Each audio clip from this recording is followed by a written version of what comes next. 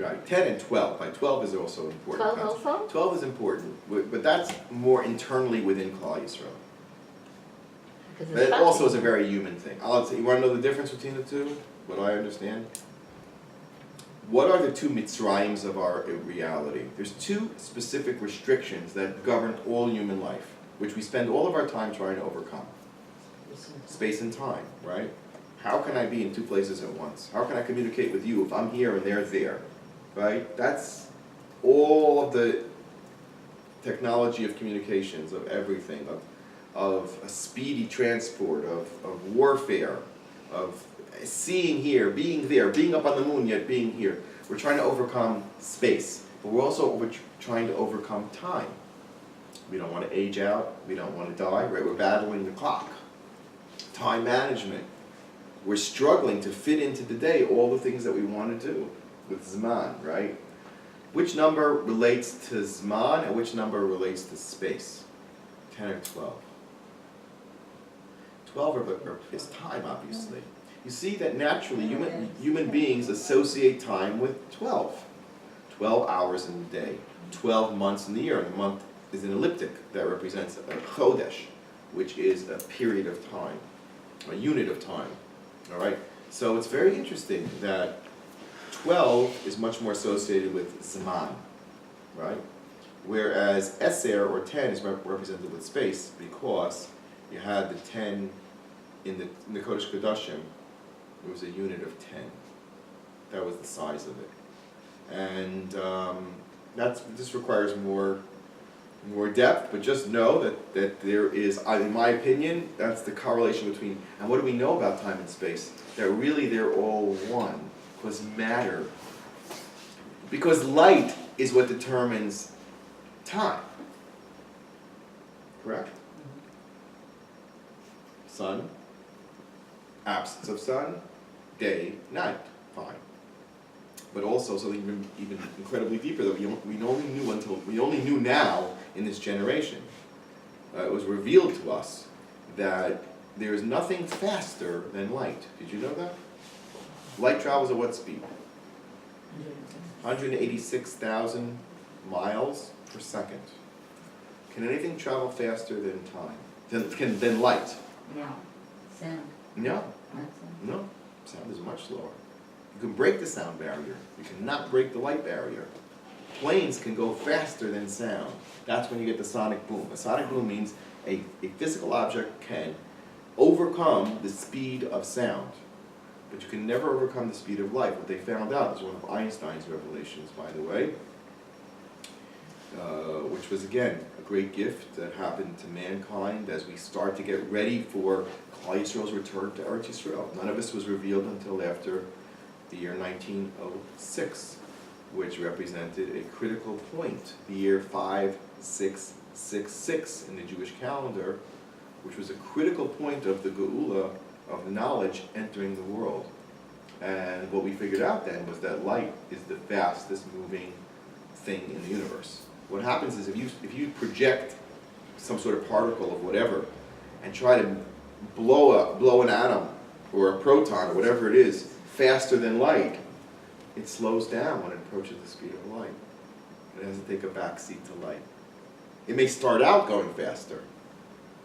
You can shoot it out of a, what do they call them? They're buried between England and France underneath the water.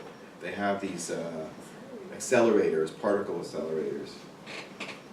Like that's the spitz of human scientific endeavor, at least in this world. I'm talking about related to space, but they're constantly smashing atoms and shooting them at very rapid speeds and seeing what happens to them.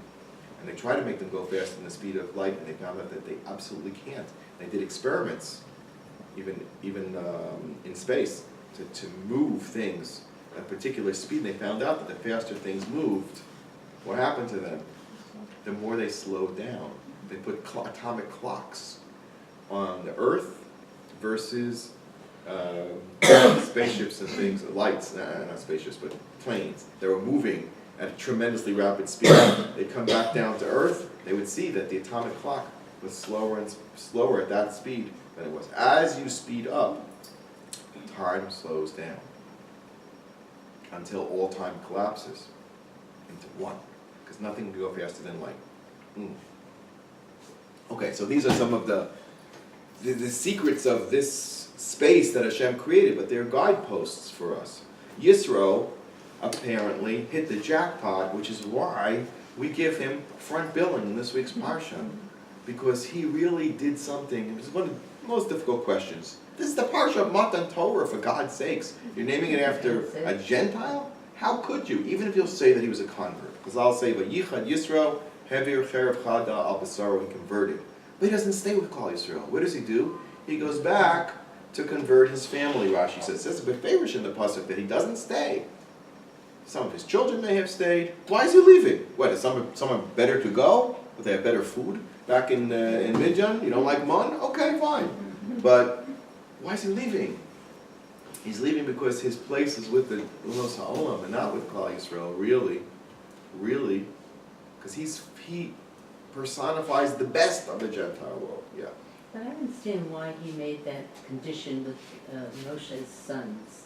Why would he do such a thing? And there's a price to pay for it. Yes. Well, Moshe had two sons, as we know. And the names appear in the Parsha, which means that it's important for us to learn about it, because who cares what the names of Moshe's sons were? They never rise to be prominent as Moshe, so why do they have to get named? Not once, but twice in the Torah. Here, both the names are mentioned. Previously, Gershom's name. Gershom means Ger Hayiti Be'eretz Nachuyah. Yisro forced Moshe to make a deal with him. It says, I'll give you my daughter, I'll support you, I'll take care of you, but your first son joins my religion. He's going to be Kohen Midyan, the best of the non-Jewish world has to offer. We believe in God, we have a personal relationship with God, we speak to God, we believe in God. We may not even do Avodah Zarah anymore, because we're Noahides. So your first son is going to be a Noahide, but he's not going to be a Jew. The second son, his name is Eliezer, was named when? When Moshe's on his way back where? To Mitzrayim, and they stop in the inn, right? And his kid doesn't have a bris, and who gives him the bris? Zipporah, and she says, Chasan dami natai, you tried to kill Moshe, meaning that this is the edge of mortality right here. This is the difference between life and death. Eliezer is kilokei avi be'ezri v'ayatzileni micherev paro. I escaped the prison of Paro, which means finally we can accept Torah. Finally we can move beyond Ben Noach, which is what Paro represented, the worst of Ben Noach. Got it? And Yisro the best, which is why Yisro was an advisor to Paro. Did you know that? There were 3 advisors that Paro had. Who were the 3 advisors? They represent kind of the archetypes of the non-Jewish world in their highest form. The most wicked, Bilam. Bilam is the archetype of evil. Lavan, who's associated with Bilam genetically, he either is Bilam, or Bilam is a relative of his. And Lavan and Bilam are associated, either as father and son. Bilam ben Baor is Lavan.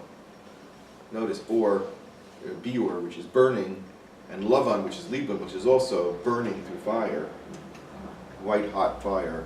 And that represents the ultimate in evil. That's man completely going to the side of destroying the Asar Mamarim, Shenivra Ha'olam. As Bilam does try to do with what? With his words and his karbanos, to completely destroy Moshe and Klal Yisrael. Midrashim go on and on how Bilam and his sons were the ones that were plants into the Erev Rav that created all the problems. They did the Aseres, they did the Egel Hazav. They did everything to knock Klal Yisrael off its connection to Hashem, to bring them down to the level of mortality from immortality. Eliezer was a breach. He was heading back to Mitzrayim. Elokei avi bezri v'atzileni yicher paro. Tzipora helps Klal Yisrael, pushes them over the top, that they are back to where they're supposed to be. Thank you, Yisrael. And thank you, Zipporah. Okay? But now, we don't have a lot of time to go into detail. But let's think of it this way. Okay, you ready? This is where I'm going with this. And I can follow through. I promise you I'll follow through. Reb Nachman says our generation, how does this all fit with us? Is that we are the last generation where it's the final battle between good and evil is in our generation. I mean, hence what some of the things we've witnessed, the Holocaust, etc. The last, when evil is at its peak, is most visible, is most active, is most damaging. And Klal Yisrael is interacting with it right now. We are Zev Echa B'toch, we are Keves Echa B'toch Shivim Ze'evim. You have to understand what's going on in our world. Israel's doing great, except that we're surrounded by tens of thousands of people who want to destroy every single last Jew. And they're all around. How far have they gotten? How close are they? They're as close as the Lebanese border. And they're all there. And they're all armed and to the teeth and ready for war. And they're creeping up on the Syrian border. And they're on the border with Sinai. And they're certainly in Gaza. And they're right there. And they're tunneling in. And they're trying to tunnel in. Yeah. And they're trying to go from the top and from the bottom. And Hashem is maintaining us amidst this incredibly mortal threat, which I think is the biggest since the Holocaust, because it's a recreation. We now have 6 million Jews here in Eretz Yisrael. It's all just, we've just changed the stage, but the players remain the same. The Amalek of our generation is Khomeini. That's the Amalek of our generation. Who is he being helped by? A bunch of his cohorts. Russia, in particular, is assisting them in every way, shape, or form. European Union. And the European Union, secondarily. And they're emboldening, and they're calling on the Ishmaelim to take part. So we're really in that place. And Hashem is protecting us, and we need this tremendous protection. And Hashem is doing it for a reason, because this is it. This is the final moment. We're coming to that end of the period. We're coming to the final Geula period, because that's why we're back here. That's why we're back in Eretz Yisrael. That's why there are 6 million Jews in Eretz Yisrael. Is because the stage of the final battle between good and evil has already started. It started in 1906, when the world discovered that oil was important, because they started to build machines, like cars, planes, that needed oil. And that set the stage for everything. And then it accelerated a number of years later, 1990, when the internet was discovered and made popular so that the world could overcome time. That's what the internet does. It overcomes time. And space. Well, it's in cyberspace, so it really isn't part of space. It's part of time. Because you can, in a moment, connect people with information all around the world. Machines overcome space. A plane goes from here to there, right? But I don't have to go anywhere to get information from the internet. I don't have to conquer space at all. I can sit where I am. So that's a matter of the time. Those two vehicles, first space, then time, collapsing. So we're in this final moment, so we're going to find out. We need the help. We need the Yisros out there to help us. Okay? What we'll do, Mitzvah Shem, and I'll just finish with this idea. Lest you think, what's the practical implication? Now I gave you the hardware. What's the software? What do we do with it? Every Jew right now in our generation is battling evil on a level that we've never battled it before.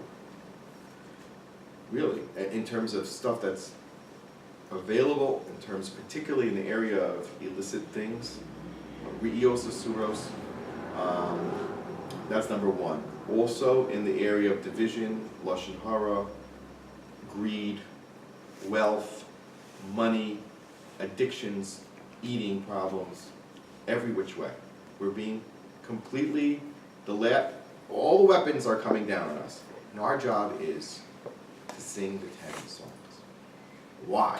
Because the 10 songs that we're going to learn about, Mitzvah Shem, Rav Nachman says there's 10 arrows that go into the daughter of the king, who is Klal Yisrael, the Shechina. We have to know how to remove them. There are 10 spiritual afflictions that afflict us in our generation, because the Yetzer is shooting every single arrow that he's got on us. and we have to know how to remove them. We need help removing them. These arrows, some of them include all the 7 of the bad midos that we'll see, but actually it goes back to the Asar Mamaros. What I'm gonna do for you, I'm giving you the whole package. All right? Mitzvah, next time, we will show the correlation between all the 10s that we saw till now to Rabbi Nachman's 10 levels of song, which is what the story of the water castle is. What is The water castle is Rabbi Nachman's story.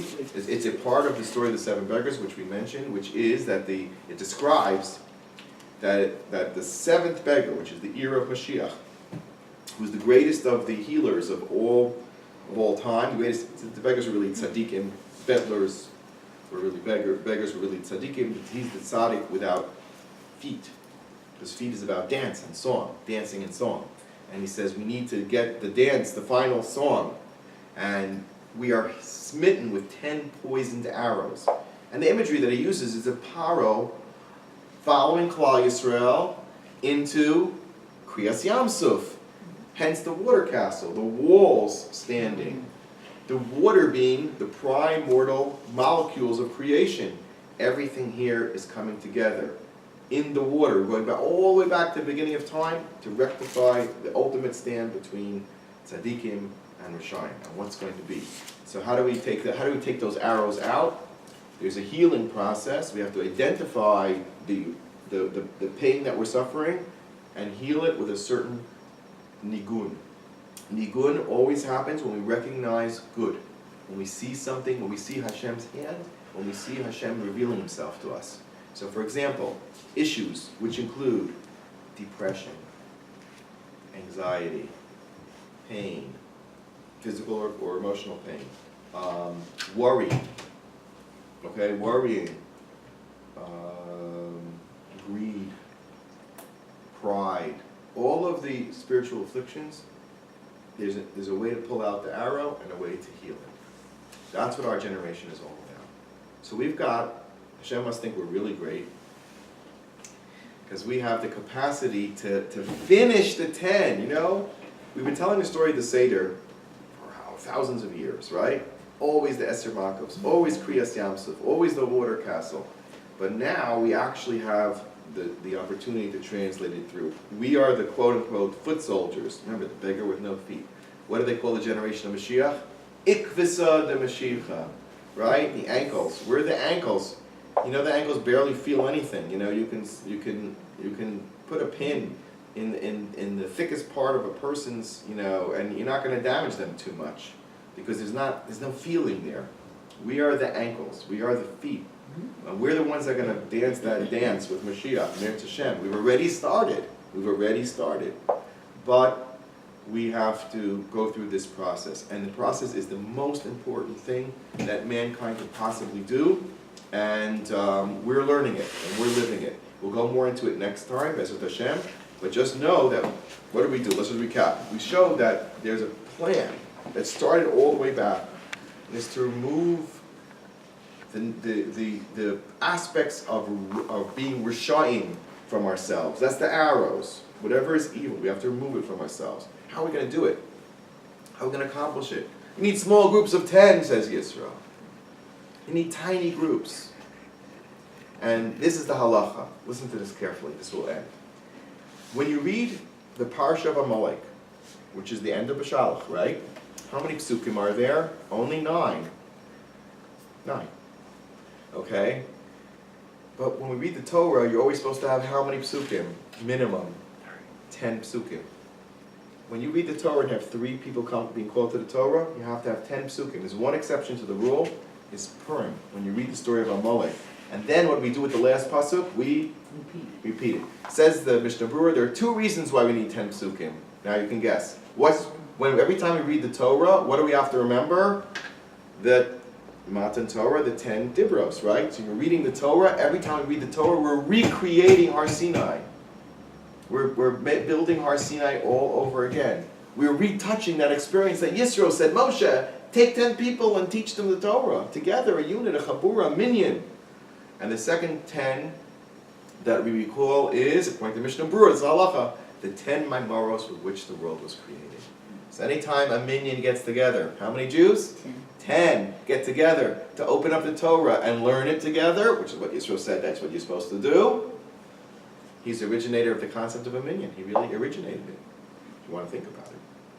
And every synagogue owes him a lot of kudos, because he originated that idea. So then we lane 10 psukim, 10 dibros, 10 memoros, because we're trying to instill into this small group these midos, tovos. And Mitzvah Shem, next week we'll talk about it more in more detail. Schwartz. I'm sorry.